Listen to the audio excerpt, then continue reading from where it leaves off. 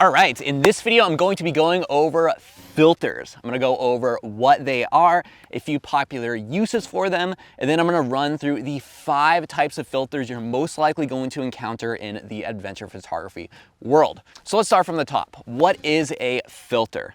Now, a filter is essentially a piece of glass that you put over the front of your lens to achieve a variety of effects. In its most popular use, filters are used to reduce the intensity of light that's coming into the camera. They can also be used as a protection form for your lens if you're a little bit more reckless and you want to avoid getting water, scratches, or dust over the front of your lens. However, I would argue that filters should only be used if absolutely necessary. The general rule of thumb with filters is that the more glass you're putting in front of your lens, the lesser your image quality is going to be. And it can affect your image quality in a variety of ways. For example, it's going to, for one, reduce the sharpness of your image. So it's not going to be as tack sharp. Another way it can affect it is it can add unnecessary lens flare, it can add haze, and if you have any center spots or dust on that secondary lens, that can get in the way as well and affect the image quality in that reason. So generally you want to avoid these if possible, but there are a variety of uses that you're going to encounter for them that are extremely important to certain types of images. And I'm going to go over what those types of images are very shortly. But first we need to go over a few terms first in the filter world.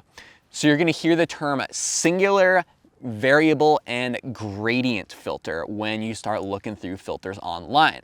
Now, a singular filter is essentially exactly what it sounds like. It's a single filter that fits over the entire lens and it achieves one effect.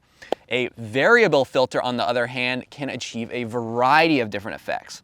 So for example, if you turn a variable filter, you can change the darkness of the filter. This is super handy so you don't have to carry around a bunch of different filters if you want to experiment with different exposures and different levels of darkness over the front of your lens. The third term you might hear is a gradient or gradual filter.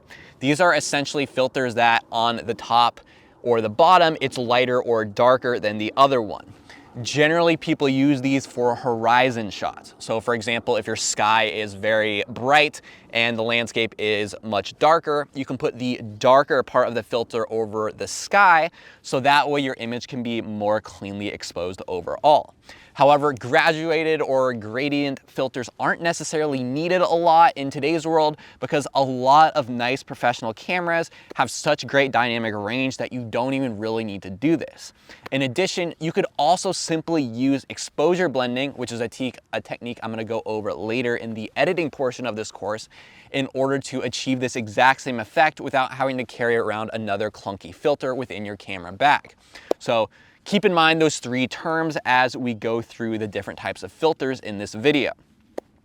Another thing you're going to do is you're going to want to look for the specific size of a filter that's going to fit on your lens. And the way you're going to see this is by looking at a number on your lens that has a 0 with a line through it. This is called the thread size. So different lenses have different size filters. So you can't just buy one filter and it's going to fit on all of your lenses. You might have a bigger filter for a zoom lens, for example, and a small filter for a 50mm 1.8 lens. So keep in mind what types of shots you're going to be using for what types of lenses when you're looking for your next filter to add to your camera. All right, so now that we've gone over the main reasons for a filter, let's go ahead and dive into the 5 main types of filters that you're going to encounter. The first one, which is the most popular filter, is called an ND filter, and this stands for neutral density.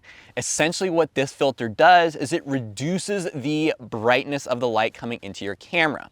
So this type of filter is great for waterfalls. So if you're going to be taking a long exposure of a waterfall, which means you're going to leave your camera shutter open for longer and pull more light in, you're going to need an ND filter to get that nice blur of water so you don't get that choppiness. So that is the main reason of using an ND filter.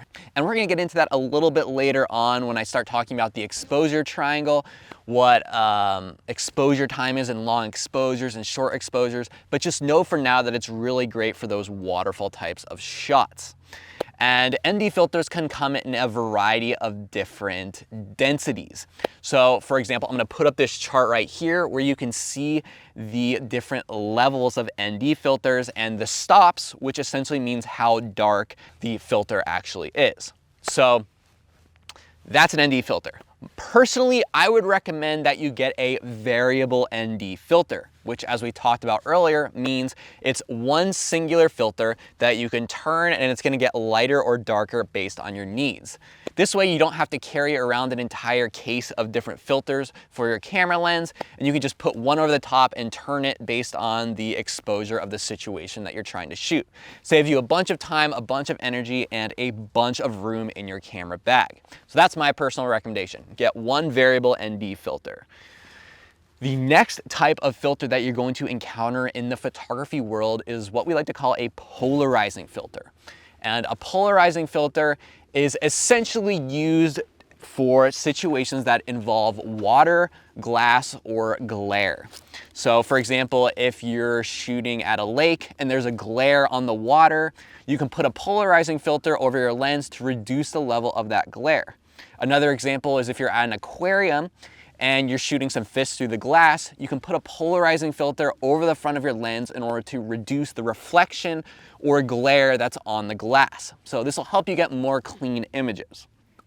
Personally, I don't use polarizing filters very often. It's not a lot of times that I am shooting through glass or that I'm shooting a very bright lake. And even if I am, I'm usually positioning my camera in a position where I don't have to worry about that glare of the sun hitting the water. So most of the time I don't find use for a polarizing filter, but I do recommend owning one just in case you need it, especially when you're first starting photography. It can help you get a feel for what types of images you are looking for. A lot of people also use a polarizing image filter because it helps increase the saturation and the clarity of the image a little bit and reduces some of that haze in the sky when you got a really hazy day out. So that's a polarizing filter. Get one, but you might not need it all the time. The third type of filter that you're probably going to encounter is what is called a UV filter. And a UV filter is the biggest scam in the photography world. You do not need this filter at all, no matter what all the blogs and camera companies tell you online. Basically, it's supposed to reduce the intensity of the sun coming through the camera, but honestly, that's not really needed if you know how to expose your camera properly.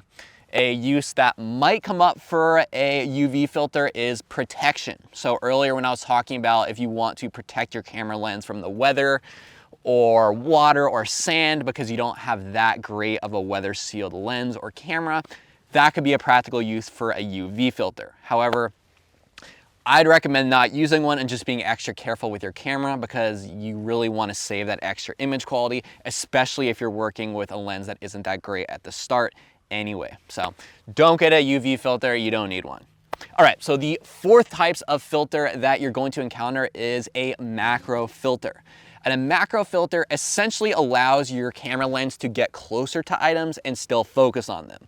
So for example, if you have a normal lens here and you have a bug here, it might not be able to focus on that because it's too close to the lens. But if you put a macro filter over the top of your lens, you can now be able to focus on that little bug and get a shot of it. So this is a great filter to get if you're thinking about getting into macro photography and you want to experiment with it a bit. So if you're shooting very close leaves, water droplets, bugs, little droplets of sand, whatever, this is a great way to experiment with it.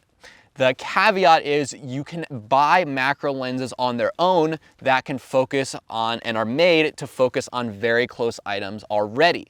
So if you're serious about macro photography, I'd look into getting a macro lens on its own instead of buying another piece of glass to put over your camera and reduce the image quality.